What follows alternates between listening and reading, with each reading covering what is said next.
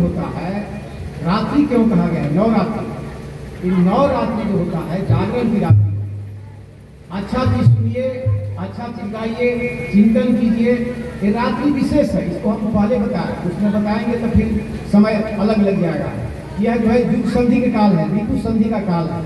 रात्रि में जितना अधिक प्रभु भजन कीजिए, ये इसी समय है। तो आप शरीर से, मन से, दोनों से आप पवित्र हैं। होता क्या है, जब ब्रह्मा जी बताते हैं कि कालिकासुर का वध, अभी जितना भी देवता या मनुष्य हैं उनके बस की बात नहीं है। यह वरदानी राक्षस है, इसको मारने के लिए इसको वही मार सकता है जो भगवान शिव से जन्मा हुआ पुत्र है। भगवान शिव के पुत्र के अलावा कोई इस कालिकासुर का वध नहीं कर सकता है। देवता बोलते हैं ब्रह्मा जी, कैसे भगवान, वो तो समाधि में है, कैसे होगा? आगे समाधि तोड़नी होगी। समाधि कैसे टूटेगी? भगवान शिव की समाधि कौन तोड़ सकता है? ताकि एक ही आदमी है सृष्टि में जो समाधि तोड़ सकता है। कौन है वो? कामदेव है। कामदेव को बुलाया गया, आप ऐसा वातावरण बना दीजिए, बसंती वातावरण, कि ऐसा हो जाए कि ध्यान का वातावरण रहे ही नहीं, ध्यान टूट जाए।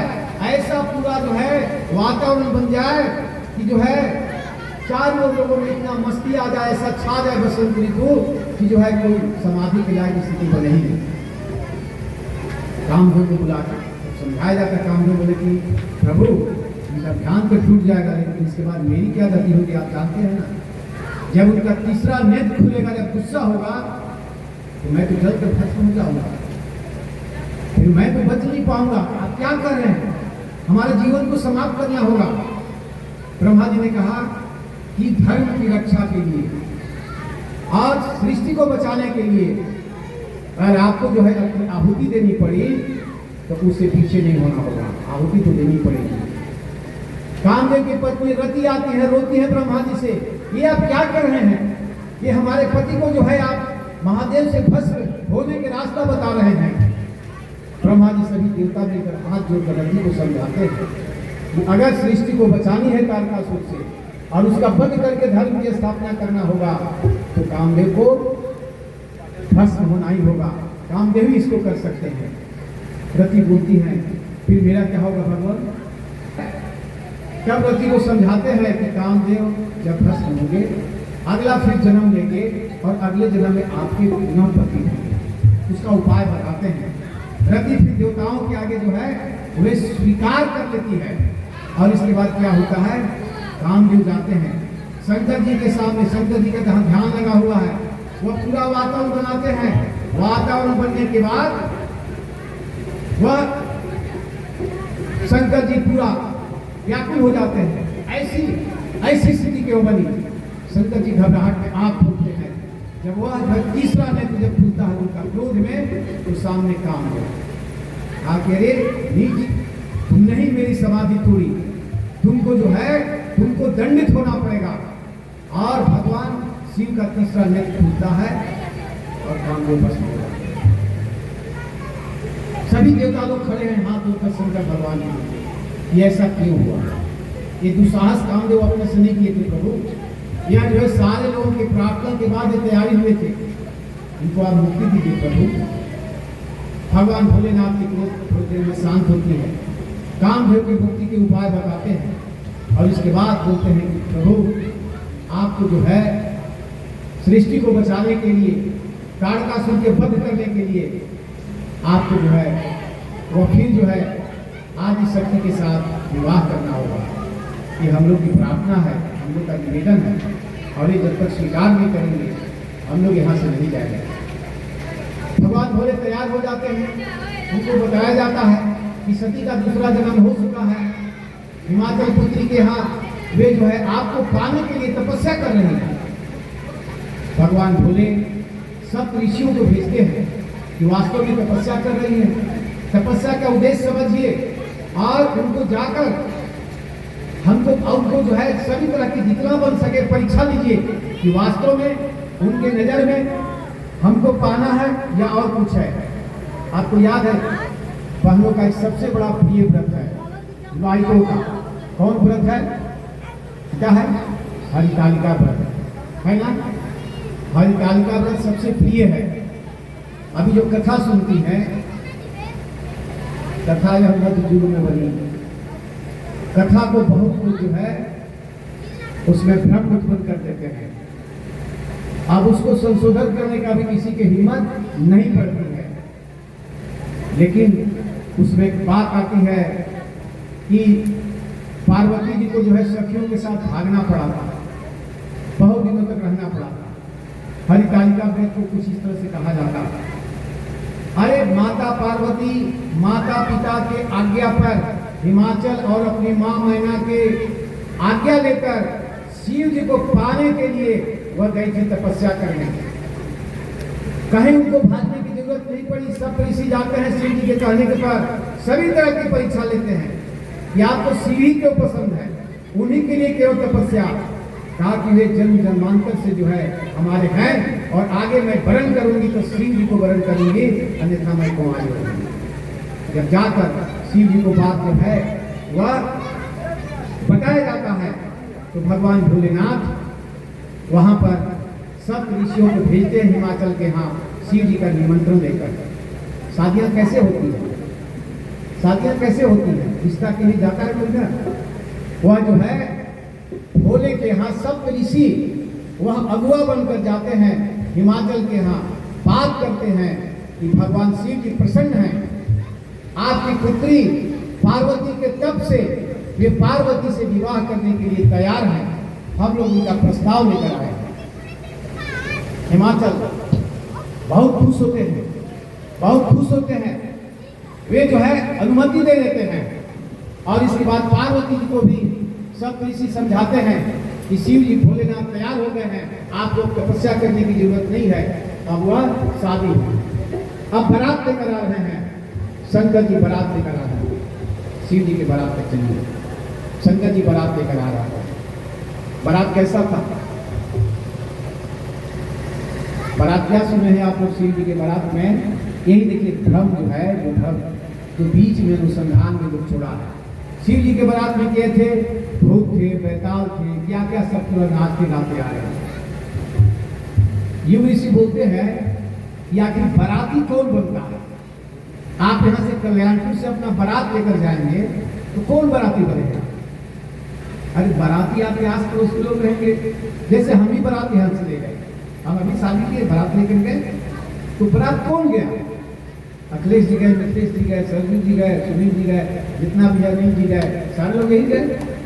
जो अगल बगल के लोग रहता है वही जाता है बाराती बनकर। बारात ठीक है, कुछ हमारे रिश्तेदार, कुछ गांव के लोग उसमें शामिल हो गए, लेकिन बाराती में वही जाता है जो आस पड़ोस के लोग रहता है, टोला मोहल्ला के लोग रहता है, जिसके साथ आदमी जीता है, रहता है। इस सृष्टि में जो परिवार का जो निर्माण हुआ, वह पहला परिवार का निर्माण अगर किसी ने किया था तो वह भोलेनाथ ने किया। परिवार का निर्माण कहां से शुरू हुआ? भोलेनाथ। शंकर जी ने बताया कि परिवार कैसे रहता है। आज जो छोटी छोटी बातों पर वह जो संबंध विच्छेद हो जाता है, पत्नी और पत्नी के बीच में जो संबंध विच्छेद हो जा रहा है, तलाक की अर्जी लग जा रही है, देखिए जाके कुटुंब न्यायालय में पता कीजिए, पता करवाइए कि गढ़वा के कुटुंब न्यायालय में कितने केस बने हुए हैं। परिवार को संबंध तोड़ने के लिए पत्नी पति से दूसरा विवाह करने के लिए पति भी तैयार है, पत्नी भी नहीं, आपके साथ विवाह नहीं हो सकता। छोटी छोटी बातों पर न्यायालय में इतना मामला होने लगा कि सुप्रीम कोर्ट को एक अलग न्यायालय बनाना पड़ा, जिसका नाम दिया कुटुंब न्यायालय। कुटुंब न्यायालय बनाना पड़ा और कुटुंब न्यायालय में सिर्फ परिवार के झगड़े की सुनवाई होती है और दूसरा कोई केस नहीं, फौजदारी का नहीं होता, दीवानी का भी नहीं होता, सिर्फ जो है झगड़े जो पारिवारिक होते हैं रिश्ते की होती है। आप नहीं पता कर पाएंगे तो कल हम पूछ लेंगे, अपडेट कर लेंगे, हम आपको बता देंगे कल की कथा में अगर हमारे वकील जाएंगे कि अभी पति पत्नी के बीच जो है तलाक करने के लिए, संबंध विच्छेद करने के लिए कितना अर्जी लगी हुई है। और ये मत समझिएगा कि छोटे परिवार ना, जिसको हम कहते हैं जातियों में बांटते हैं, ऐसी बात नहीं। सभी तरह के, सभी जातियों के यही हो रहा है। ये जो आधुनिक जो शैली आ रही है, हम ऐसी रहेंगे, हमारा जीवन यही रहेगा। और थोड़ा सा भी हो जा रहा है, मोबाइल आ रहा है, हम मोबाइल में थोड़ा सा भी हुआ परिवार में चलते करेगा। परिवार में थोड़ा कभी सास को डांट सकती है, सास माँ के दर्जा में डांट सकती है, उसमें क्या बात है। या बहू कुछ ऐसा काम कर दी जो सास को पसंद नहीं था, वो भी हो सकता है। लेकिन वह छोटी छोटी बातें आज मोबाइल युग में क्या होता है, तुरंत माँ आज हमको ऐसे कहा गया, ये काम नहीं करने के लिए, देर तक सोए इसके लिए, या हम समय पर खाना नहीं बनाए उसके लिए, ये सब हो रहा है। पति पत्नी के बीच में हो जा रहा है छोटी छोटी बातों पर। शंकर जी का परिवार क्या था, शंकर जी का वाहन क्या है, शंकर जी का वाहन वृषभ बैल है। अब पार्वती जी का वाहन क्या है, पार्वती जी का वाहन कल आ जाएगा प्रतिमा, कहीं आ जाएगा भाई जी प्रतिमा, प्रतिमा सप्तमी के दिन जब पट खुलिए देखिएगा शेर है। अब पार्वती जी का वाहन, पार्वती जी को कहीं विचरण करना हो तो शेर की सवारी, भगवान भोले को कहीं जाना हो तो वृषभ की सवारी। शेर अगर देख ले बैल को तो क्या करेगा बताइए, खा जाएगा ना, शेर का तो वही भोजन है, तो शेर देखेगा तो भोजन उसको खा जाएगा। लेकिन दोनों की सवारी है, दोनों अहिंसक है। कहाँ कभी पार्वती की और शंकर जी के सवारी में कहीं आपस में हुआ, खाने का प्रयास हुआ, ये आदर्श। और देखिए गणेश जी की सवारी क्या है, गणेश जी की सवारी में मूषक, और शंकर जी के गले में क्या है, सर्प लपटा हुआ है। सर्प का भोजन क्या है, चूहा। क्या गणेश की सवारी को शंकर जी के गले का नाक कभी खाने का प्रयास किया? क्यों? परिवार का सदस्य है, परिवार का सदस्य है, अलग अलग प्रकृति के लोग हैं, लेकिन एक परिवार है, इसलिए रहना। अब कार्तिक जी की सवारी क्या है, मोर। मोर अगर सांप को देखेगा तो क्या करेगा, मार के खा जाएगा, नोच देगा उसको। अब शंकर जी के गले में माला पहना हुआ है, सर्प का माला है, कार्तिक जी की सवारी मोर है, दिखता है, लेकिन ये परिवार का सदस्य है। ये भाव है, शंकर जी ने बताया कि ये परिवार होता है। तो वह परिवार जब बारात लेके जाएगा तो अगल बगल के लोग, कौन है अगल बगल के लोग, शंकर भगवान जिन्होंने परिवार बसने की जो है सृष्टि में जिन्होंने सीख दी, परंपरा शुरू की कि ऐसे अद्भुत प्रकृति के लोग भी एक साथ एक परिवार में रह सकते हैं। उस भगवान भोलेनाथ की बाराती जब चला तो वहां आसपास के लोग, कैलाश पर्वत पर रहने वाले कौन थे, सरजू जी बनवासी थे, आदिवासी थे, वही दलित कहिए, आज के भाषा में पिछड़ा भी कहिए, वही लोग तो थे जंगल में, वही लोग बाराती बन के चले।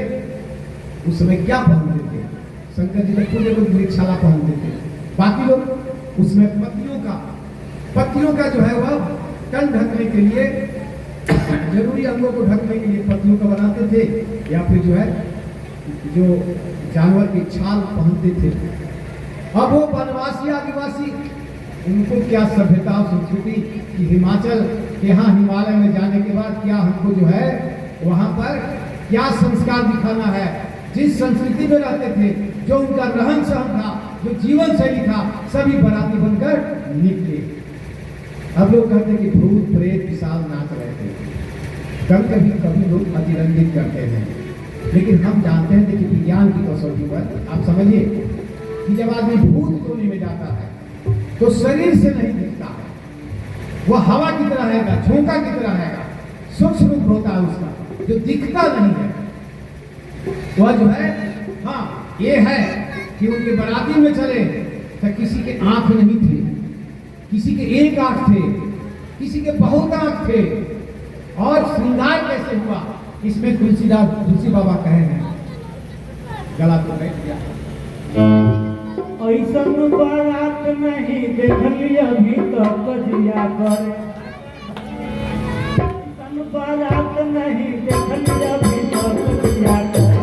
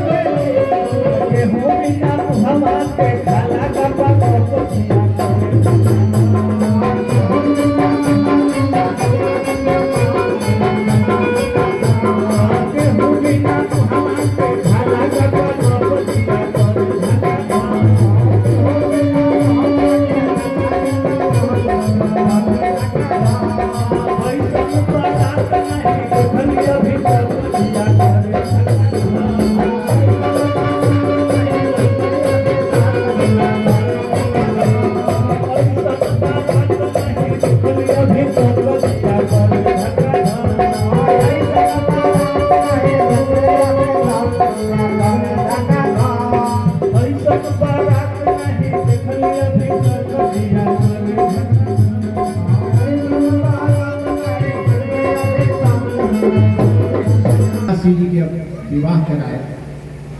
देखिए लोगों को प्यास लगा होगा भाई, कमेटी के लोग हम 9:30 बजे तक समेट देंगे, तो 4-5 मिनट और होगा तो, लेकिन बिना शिव जी के बारात विवाह कराए हुए उठेंगे तो ठीक नहीं होगा। हाँ, पानी पिला दीजिए, पानी बोतल है तो दे दीजिए, तो आप पानी पिलाइए जिसको प्यास लगा हो। और साथ साथ देखिए हनुमान जी का आह्वान करते हैं। हम मानते हैं कि हनुमान जी सबसे अच्छी कथा श्रवण करते हैं, और हनुमान जी के विषय में मालूम है कि वे रुद्रांश, वो शिव के जो अवतार हैं उन्हीं के अंश हैं, उनको भी कष्ट होगा, इसलिए आज शिव जी का विवाह करा देते हैं। तारकासुर का वध बाद में होगा, लेकिन विवाह करा देते हैं। तो वही सारे जो है वनवासी, आदिवासी, पिछड़े, यही लोग सब बराती समझते हैं। कैसे समझते हैं?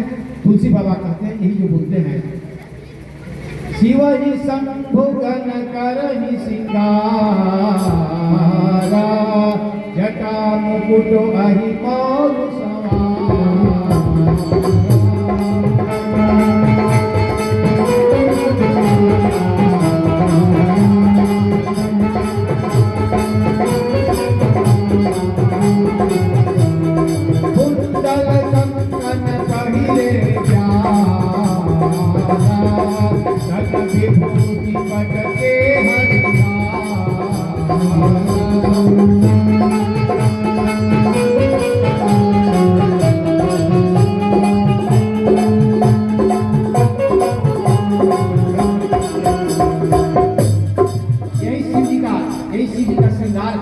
केहरी के छाल पहनते हैं।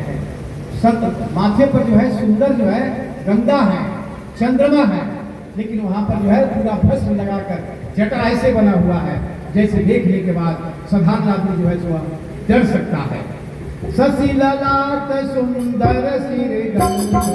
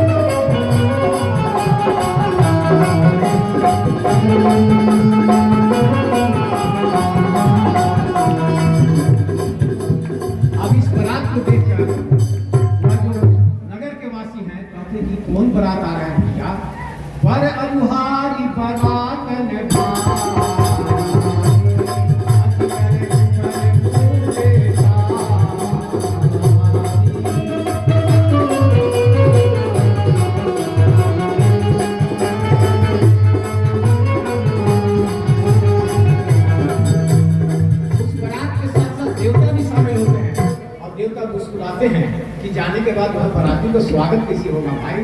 उस बारात को देखकर वो भी जो है देवता लोग भी संकोच में होते हैं। विष्णु वचन सुनि सुने मुझका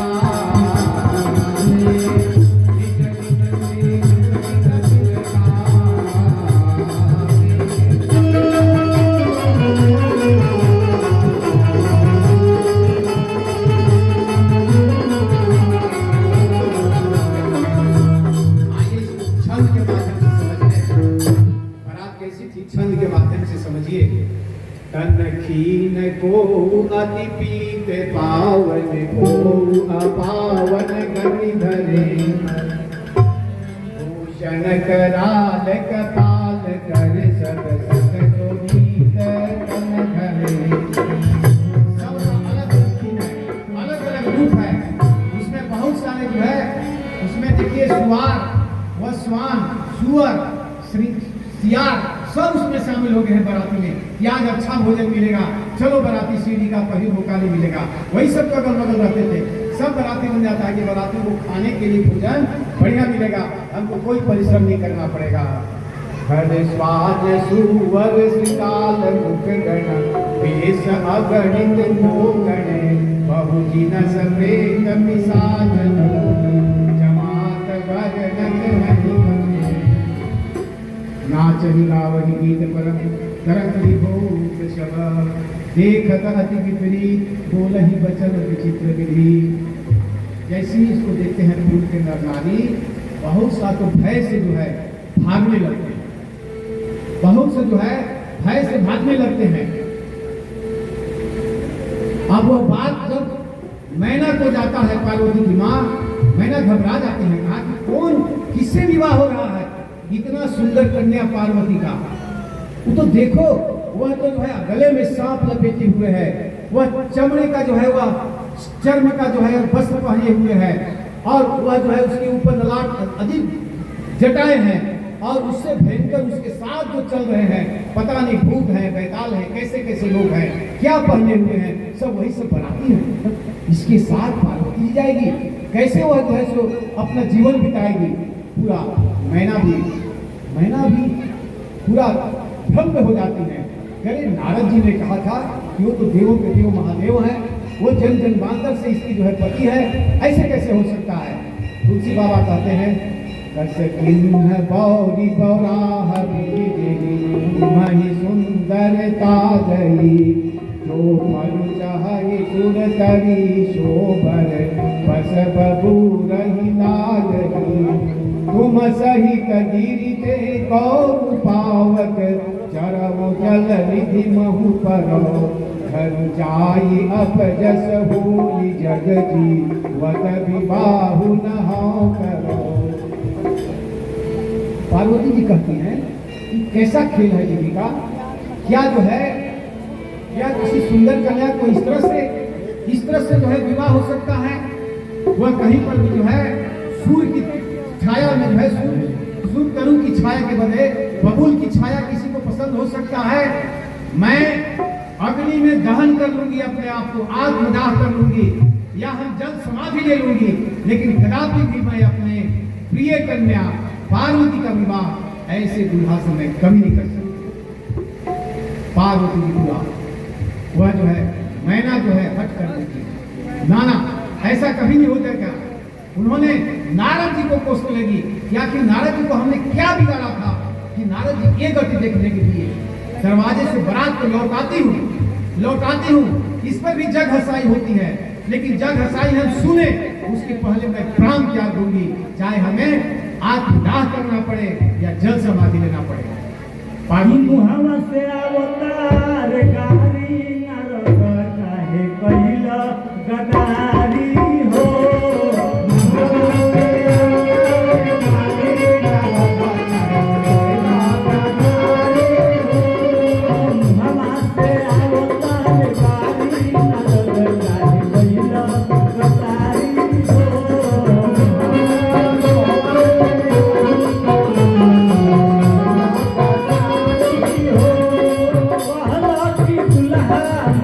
महादेव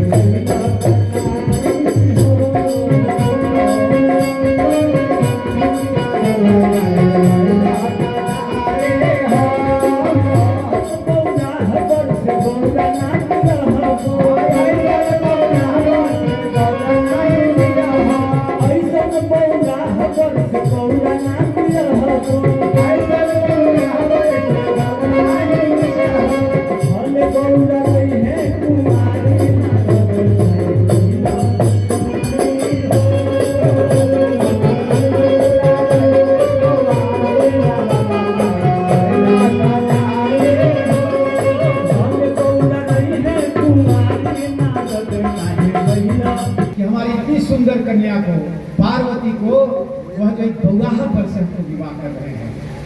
पार्वती जी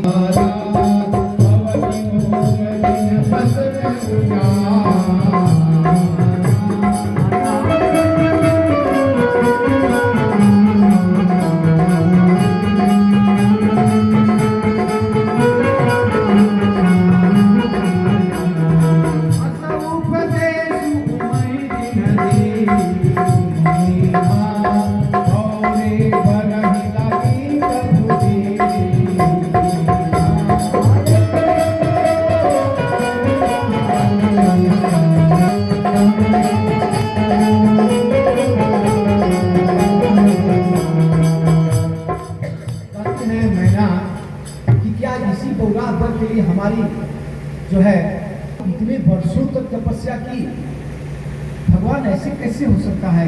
तपस्या का फल ऐसा, इतनी तपस्या के बाद बौराहा पर मिला और मेरा घर उजड़ रहा है। वही कहती हैं, साचे उनके मोहन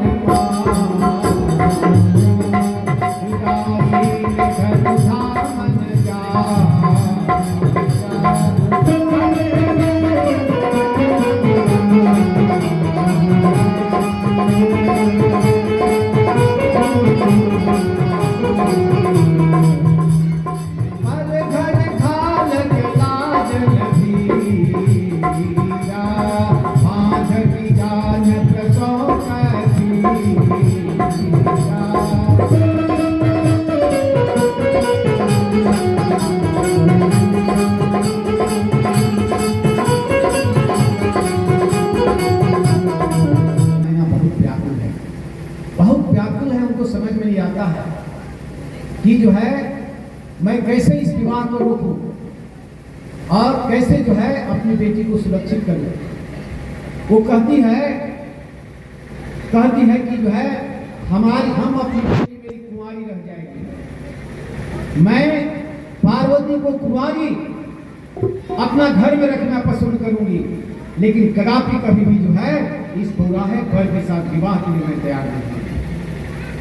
पूछती है, कहती है, क्या कभी जो निसंतान नारी है, 5 शब्द का उपयोग किया है तुलसीदास जी ने कि जो निसंतान नारी है वह क्या जानेगी कि कैसे जो बच्चे का जन्म लेता है, कैसे प्रसव पीड़ा क्या होता है, वह निसंतान नारी क्या जान सकती है।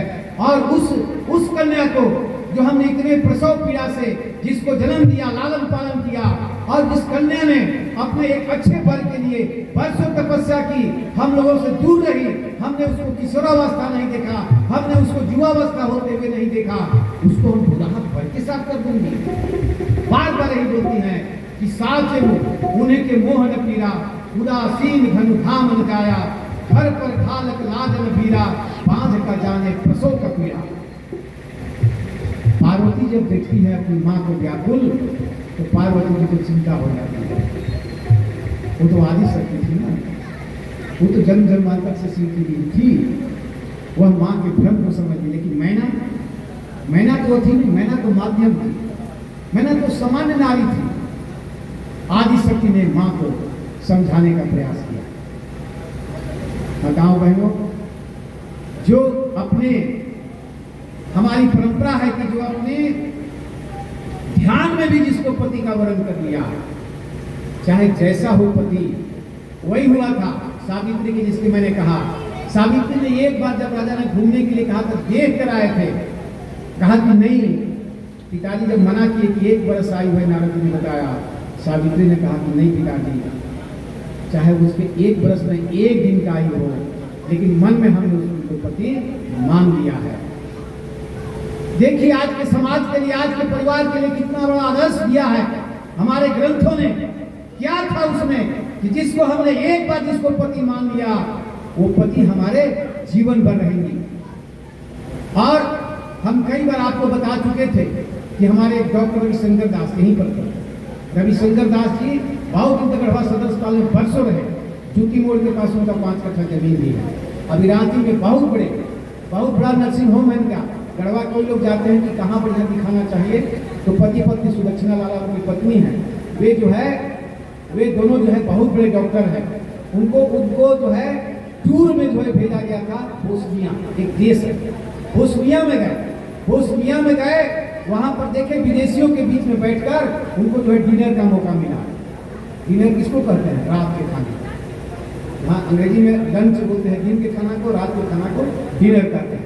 डिनर पर बैठे, देखे कि वहां से बहुत सारे जोड़े थे, सिर्फ जोड़े थे, सब डॉक्टर थे, बड़े बड़े डॉक्टर थे, सब जोड़े बैठे हुए थे। परिचय हो रहा था।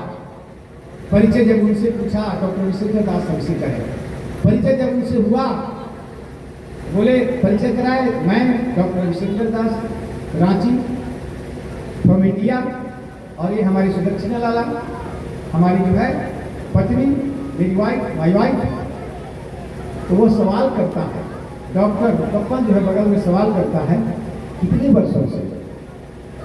उनको समझ में नहीं आता, पति पत्नी पूछता कितने वर्षों से? डॉक्टर दास जी कह रहे कि हम समझे नहीं, बोले कितने वर्षों से? बोले हाँ, कितने वर्षों से पति पत्नी है?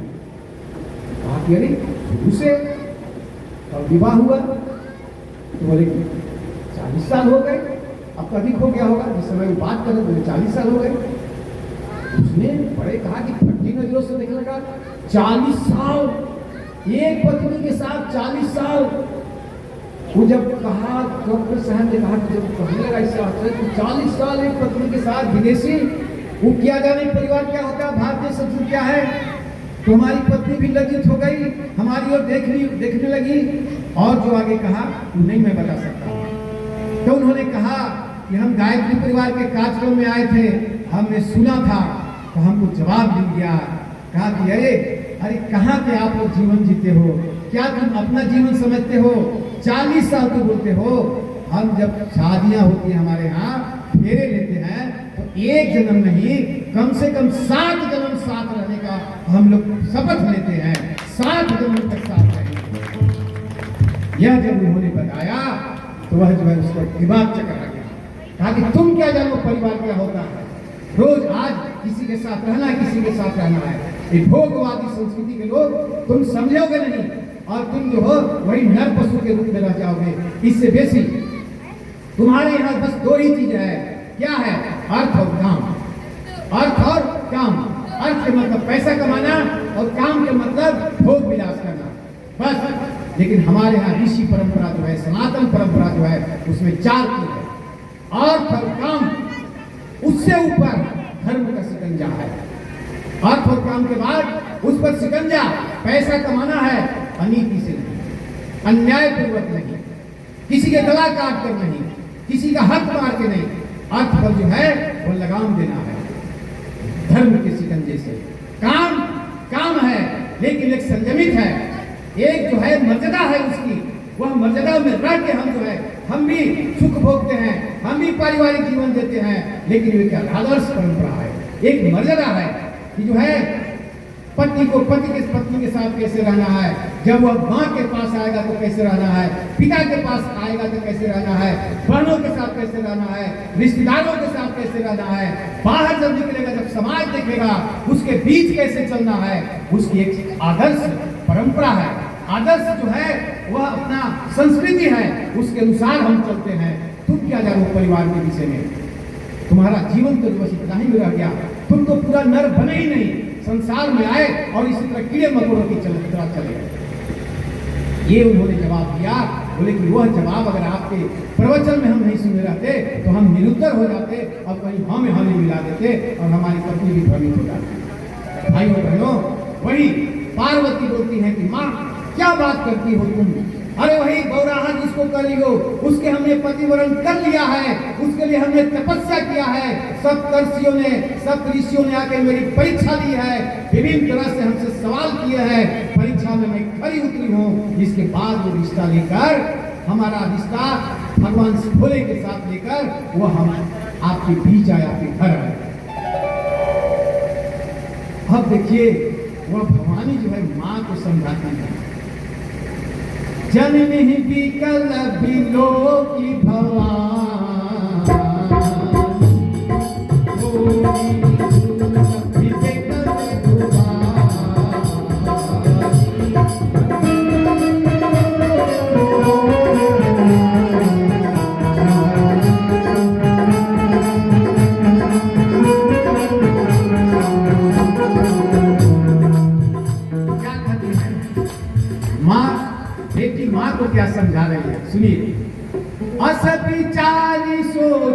मत माता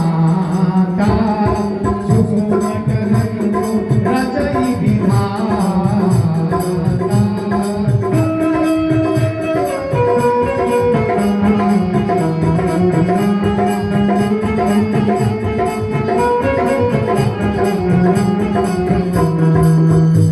माता अब तुम कोई विचार मत करो, जो विधाता में रच दिया है वह होकर रहेगा, तुम उसकी चिंता मत करो। आगे कहती है कलम लिखा जो बाबुर नाहु, दौलत दोष लगाए होगा।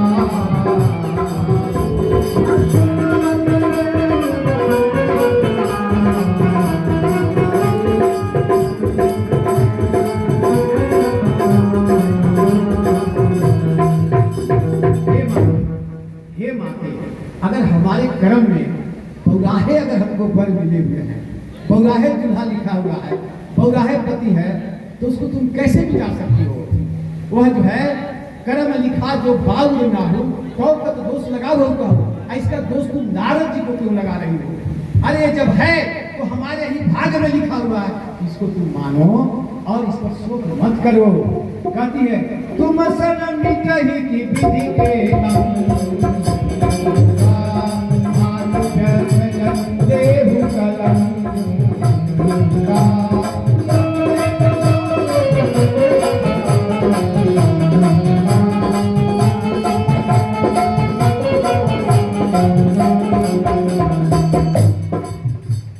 इसको छंद में तुलसी बाबा समझाते हैं, कैसे पार्वती छंद में समझाती है। जनु लेहु मातु कलंक करुणा परिहरहु अवसल नहीं।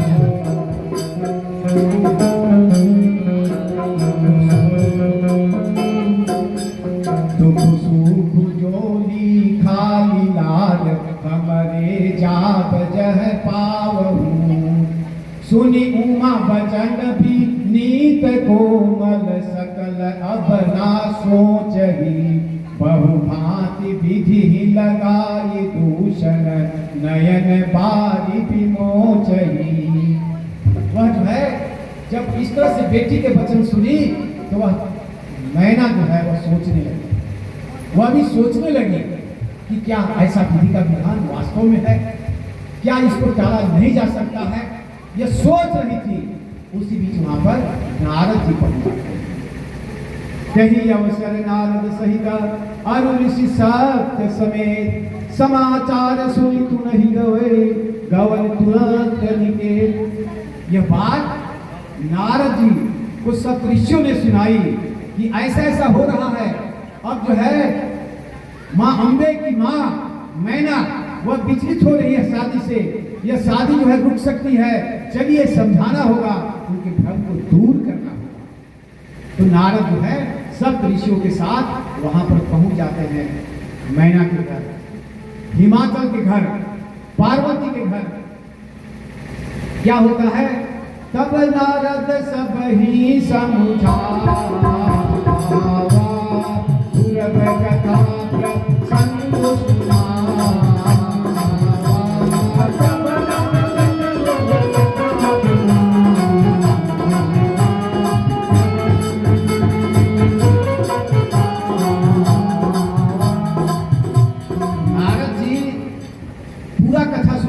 पीछे की जन्म की मैना को ये प्रसंग क्या है, कैसे इसके पहले सती रूप में थी, कैसे इन्होंने शिव शिव का नाम लेते हुए आत्मदाह किया, इसके कारण यह जो है आपके यहाँ फिर पुत्री के रूप में जन्म ली है और फिर शंकर जी के यहाँ वह शंकर जी के वह पाने के लिए यह पहले से प्रसंग बना हुआ है।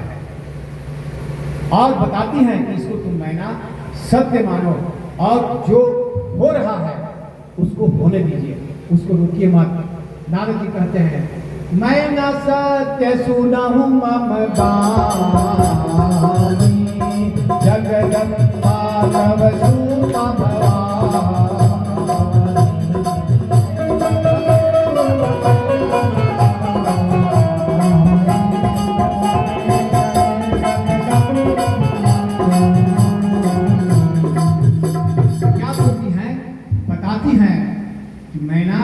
ये जो आपकी पुत्री है ये साधारण कन्या नहीं है, ये आदि शक्ति है, ये जगदम्बी है, ये अजन्मा है, ये तो एक लीला हुआ है कि तुम्हारे यहाँ जन्म ली है, इनको मत लो।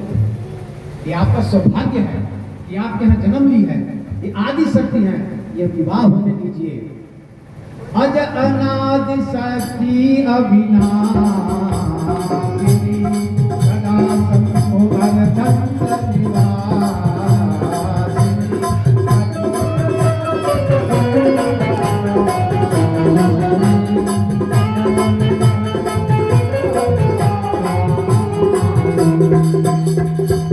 सब बताती हैं कि कैसे अजन्मा है और कैसे शुरू से उनकी अर्धांगिनी है। वही बताते हैं कि जन्म प्रथम दक्ष गृह जाई, नाम सती सुंदर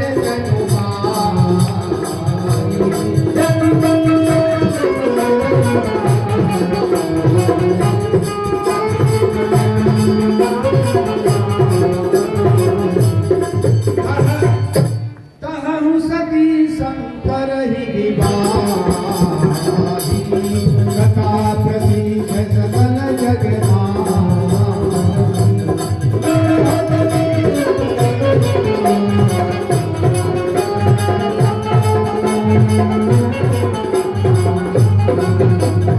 एक बार आवत शिव गंगा, देखहु रघुकुल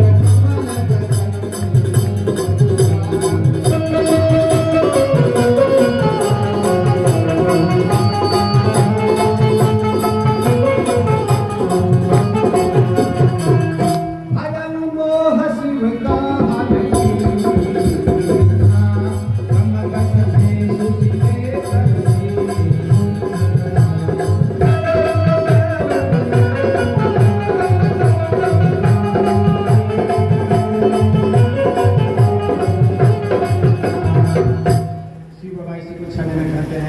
सिए भेषु सती जो किन्हते ही, अपराध शंकर पर हरि, हर बिरह जाई बहोरी, विधु के यज्ञ जोगा नल जरी। अब जन्म तुम्हारे भवन निज पति, लागी दारुण तपु किया, अस जानी संशय तजहु गिरिजा, सर्वदा शंकर प्रिया। बताती हैं और सारे जो है वह मैना के विषाद को सब दूर करती हैं। इसके बाद मैना तैयार हो जाती है और कहती है अब मैना का विवाह सिर्फ और सिर्फ भगवान शंकर से होगा, यही बौराहे वर से होगा।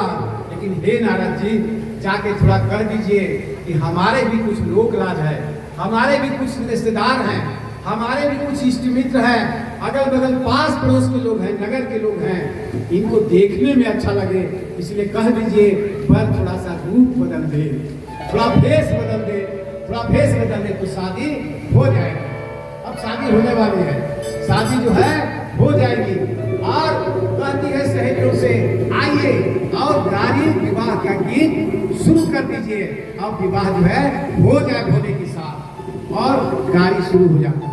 बिना गाड़ी के विवाह नहीं होता है ना, खराब भी लगता है।